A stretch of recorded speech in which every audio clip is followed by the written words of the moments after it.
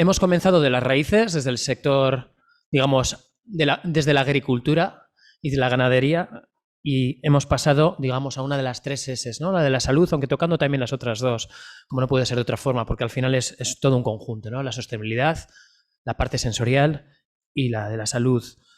¿Cuál es al final, y para hacer un poco el chiste fácil en el ámbito gastronómico, cuál es el ingrediente al final que tiene todo esto? Como comentábamos antes, el ámbito del emprendimiento, los cambios tecnológicos, las nuevas propuestas culinarias, al final pues sois vosotros, es el talento. Y para hablar de talento, pues ahora tenemos a alguien, María Obispo, una experta en comunicación, digitalización y consultora de talento, que es algo que creo que todos deberíamos de escuchar, porque si hay una transversal, ya sé que es una palabra que se utiliza mucho, si hay algo horizontal precisamente en esto, que en este foro es precisamente el del talento. Es un foro de emprendimiento y el emprendimiento es talento, atrevimiento en estado puro. Así que, bueno, sin más, agradecer a María ahora que comparta con nosotros su visión, su experiencia y seguimos.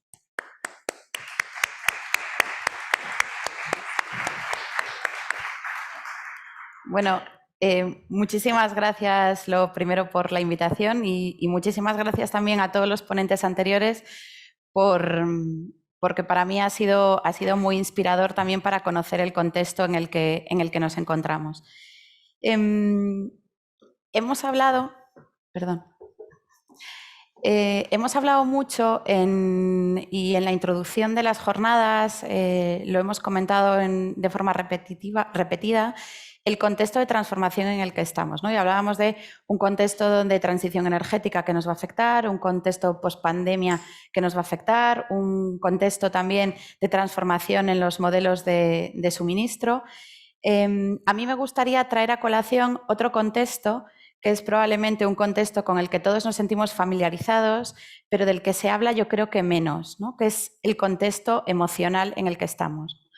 Yo digo muchas veces que, si os acordáis, hay muchos que sois muy jóvenes, pero los que ya vivimos la crisis del 2008 y en su momento se hablaba que la crisis anterior ha sido sobre todo una crisis financiera, y si vivimos la crisis de ahora o qué ha supuesto la crisis de la pandemia, sobre todo lo que estamos hablando es de una crisis de personas, ¿no? ¿Qué ha pasado? Que no solo cambia el cuándo y el dónde trabajamos, y seguro, y veréis, y traigo muchas tendencias que hablan desde de modelo híbrido, de teletrabajo, de otro tipo de relación laboral.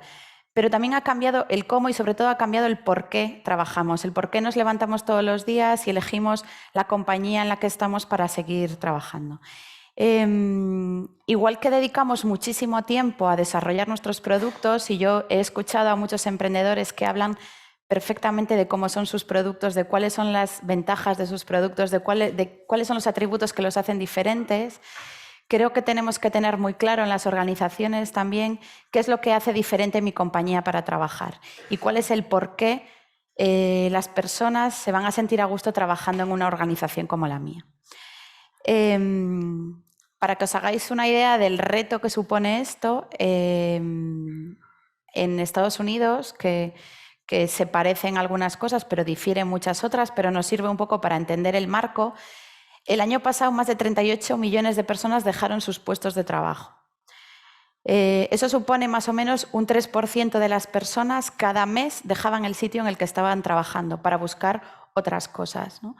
Hay muchos sociólogos que lo están estudiando y uno de los motivos, y a mí me gusta especialmente, que aluden son las epifanías, ¿no? Personas que en un momento de debilidad como el que hemos pasado, en un momento de pandemia donde todos nos replanteamos un poco lo que hacemos y por qué lo hacemos, deciden dejar sus puestos de trabajo porque eso no encaja con lo que ellos son, ¿no? Y buscan otras oportunidades. Hay mucha gente que dice, bueno, esto en España no va a pasar porque el índice de paro que tenemos, por el tipo de mercado laboral, y yo hablo, bueno, a lo mejor no dejan el trabajo y se van a otro, aún así las tasas de rotación están incrementándose muchísimo, pero hablamos de una desconexión emocional, gente que a lo mejor sigue trabajando contigo, pero está totalmente desconectada de la organización. Vamos a profundizar en 9 tendencias, o le he llamado 8+1, una gran tendencia final que también con la que os voy a explicar un caso de una empresa que todos conocemos y que probablemente de la que todos somos clientes, para hacernos una idea de cómo esto impacta también en todas las organizaciones, ¿vale? Primera gran tendencia que vemos para este año. Le hemos llamado del formato híbrido la autonomía. Básicamente, ¿en qué se traduce? El fin de la jornada laboral tal y como la entendemos hoy en día. Seguro que muchos habéis escuchado la jornada laboral de 4 días, que es un tema que se está debatiendo a nivel mundial. Hay ya algunas voces que empiezan a hablar de la jornada laboral de 7 días, es decir, yo trabajo de lunes a domingo en el horario que más o menos me encaja, pero en realidad lo que están demandando todos los profesionales de sus compañías, entendiendo que no todos los puestos de trabajo pueden teletrabajar, pero sí que todos estamos demandando de nuestras organizaciones mayor autonomía, darle al profesional mayor flexibilidad, que el trabajo de alguna forma se adapte mejor a la vida de las personas. Por otro lado, la desconexión. Seguro que si a alguno le interesan estos temas, de alguna forma también ha oído hablar que otro de los grandes temas, y además hay países que han avanzado mucho también en legislación en este sentido, es el tema de la famosa desconexión digital, ¿no? Sobre todo para perfiles que estamos trabajando delante de un ordenador o perfiles más de oficina. El tiempo va a pasar a convertirse en el elemento imprescindible de las políticas de bienestar. Después de la pandemia, muchas organizaciones han implantado, las organizaciones más avanzadas, han implantado semanas sin reuniones, hay muchas organizaciones que han dado días extras de vacaciones a sus equipos. O sea, una de las cosas que tenemos que entender es que por encima de todo, lo que más agradecen las personas que trabajan con nosotros es el tiempo. Y el tiempo entendido como un elemento, como pongo ahí, de las políticas de bienestar. Ahora comentábamos en el café, ¿no? Es verdad que el salario, todos damos por hecho, y yo lo digo muchísimo, ¿les pagas bien? Bueno, solo faltaría, o sea, es lo higiénico, lo mínimo. ¿Les trato bien? Bueno, pues también es otro básico. Buscamos empresas que obviamente nos paguen bien, que nos traten de forma justa, pero también queremos que nos ofrezcan algo más. Y aquí el tiempo va a ser una variable totalmente competitiva. El tercer espacio. Es verdad que esto es una tendencia que aplica especialmente a las compañías que son muy intensivas en capital, o sea, compañías muy grandes, con sedes corporativas enormes. Pensar en grandes organizaciones que, por ejemplo, han trabajado o han implantado el teletrabajo durante la pandemia, ¿no? Y entonces, de repente, han desplazado a sus miles de trabajadores a que trabajen en sus casas. ¿Qué pasa? Cuando termina esto, se les pide que vuelvan a esas sedes corporativas, en las que, por cierto, además, las compañías han invertido muchos millones de euros. ¿Qué le pasa al profesional? Dice, ahora mismo yo me tengo que ir, volver a hacer la hora y media que yo tardaba en llegar a mi oficina, o los 45 minutos de ida, 45 minutos de vuelta, que ahora estaba aprovechando en mi casa para hacer en la oficina algo muy parecido a lo que hago en casa. Surgen entonces, y hay, ya que hablamos de emprendedores, hay unos emprendedores en España que están trabajando esta fórmula con mucho éxito.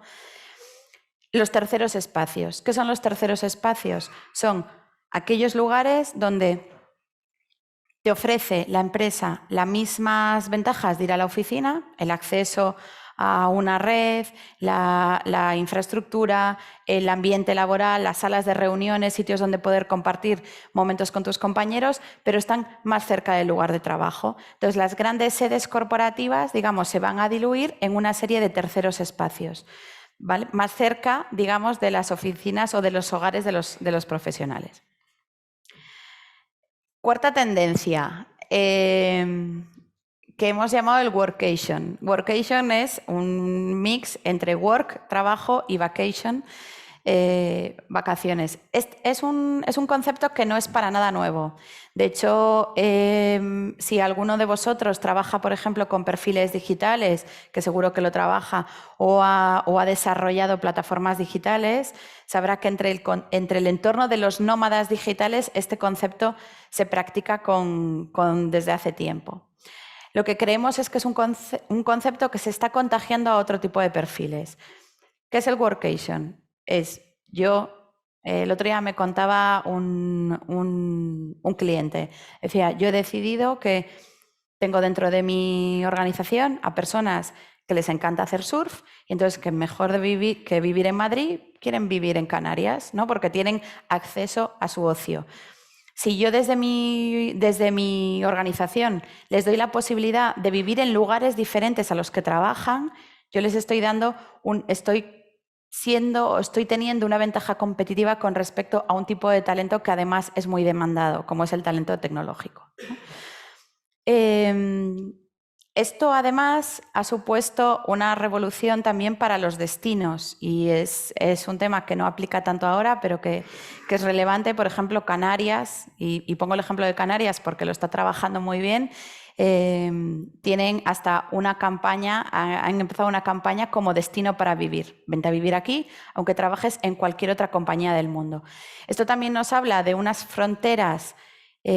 Abre mucho las fronteras competitivas a la hora de captar talento. Yo necesito un experto en marketing digital o yo necesito desarrollar mi e-commerce y no tengo por qué contratar a alguien basado en el mismo lugar en el que estoy, sino que puedo contratar a alguien del resto de España o incluso internacional, ¿no? Y a nivel Europa, y esto se está haciendo cada vez más.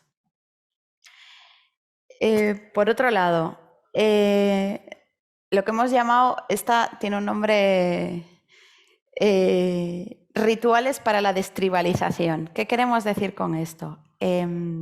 Satya Nadella, que es el presidente de Microsoft, decía en una entrevista que él comentaba sobre el futuro del trabajo y le preguntaban, y él decía una cosa que a mí me pareció muy reveladora y que da pie un poco a esta tendencia.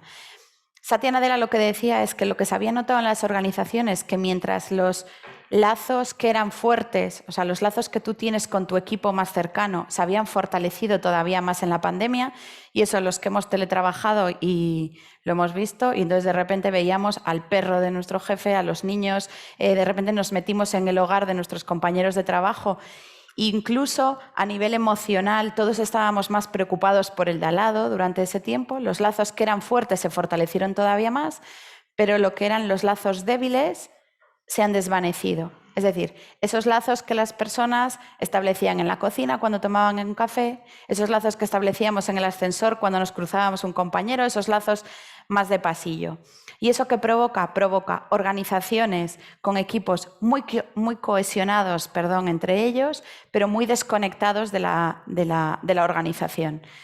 Para que os hagáis una idea, nosotros hablamos de tribu de tribus, ¿no? Pequeñas tribus que funcionan muy bien cohesionadas, pero totalmente desconectadas de la marca y de la compañía, y por lo tanto desconectadas de la cultura.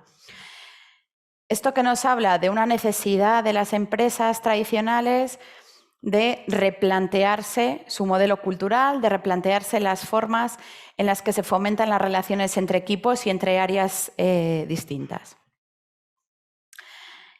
Pool recruiting. Esto es hemos mezclado un término que nos ha dejado el marketing, el inbound marketing, con términos más de recursos humanos como es el reclutamiento, para hacer un mix. Y la lógica es la siguiente.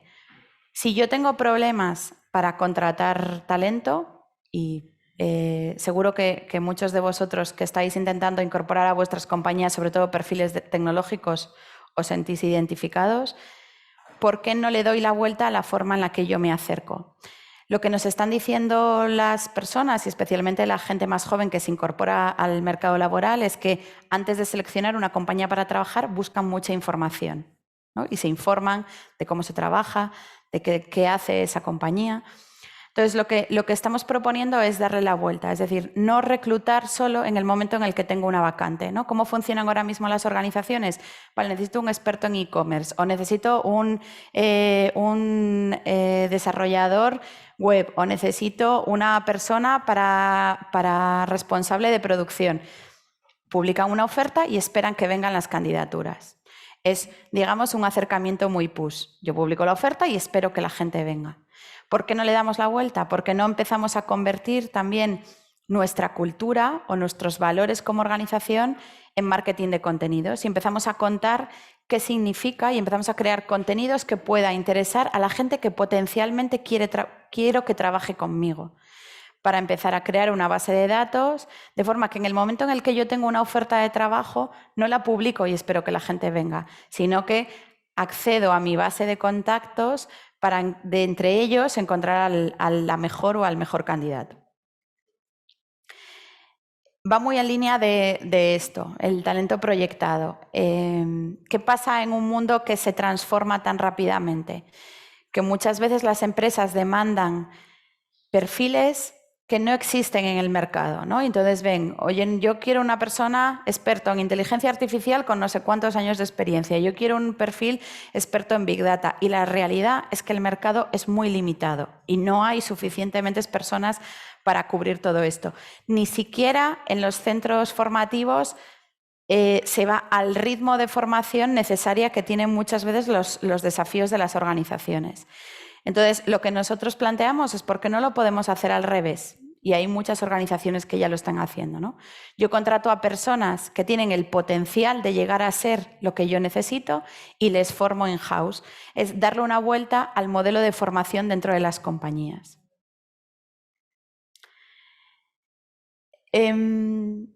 Hablábamos antes de la gran fuga, de los 38 millones de personas que dejaron sus trabajos en Estados Unidos el año pasado. Para que os hagáis una idea, más o menos, el otro día me decía un cliente nuestro, que es una compañía muy importante, un retailer muy importante, me decía que ellos han experimentado una tasa de rotación del 10%, que ahora mismo está en torno al 50% en el último año. O sea, un incremento del 40% en las tasas de rotación dentro de las compañías. Es común a todos los mercados. McKinsey tiene un estudio muy interesante que dice que el 50% de las organizaciones reconoce que tiene problemas de rotación. Es decir, la gente está cambiándose de trabajo. Las compañías tienen un problema para retener el talento y el principal problema es probablemente la palabra retener, ¿no? Cuando me invitan a charlas y sobre todo las personas que hay en la sala son de recursos humanos, yo suelo poner la palabra retener en el medio tachada con una raya roja y le digo, lo peor que tenemos para intentar que el talento no se vaya es utilizar la palabra retención. Retención, de alguna forma, lo que dice, el significado de retener es detener una salida, es evitar que algo suceda. Estamos hablando de un concepto totalmente negativo. ¿Por qué no le damos la vuelta a ese concepto y hablamos más de fortalecer un vínculo? Fortalecer un vínculo entre el profesional y la compañía. Sinceramente, creo que ante este contexto de gran fuga o de gran fuga de profesionales, la única fórmula que tenemos o lo único que tenemos es la cultura. Igual que el producto es nuestra principal baza para llegar a los consumidores, la cultura, digamos, es el producto que tienen las compañías para enganchar a su talento.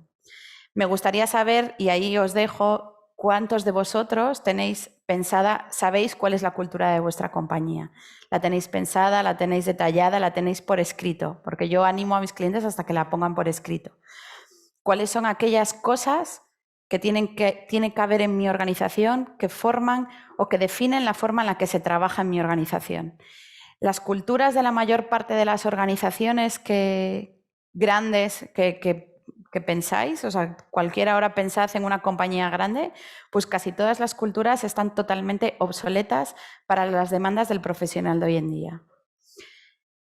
Y esto es un problema, y hablando de la S de sostenibilidad, esto sí que afecta a la sostenibilidad de las compañías en el medio plazo, porque las compañías pueden funcionar, no funcionan, necesitan buen producto, pero sobre todo necesitan el mejor equipo para salir adelante.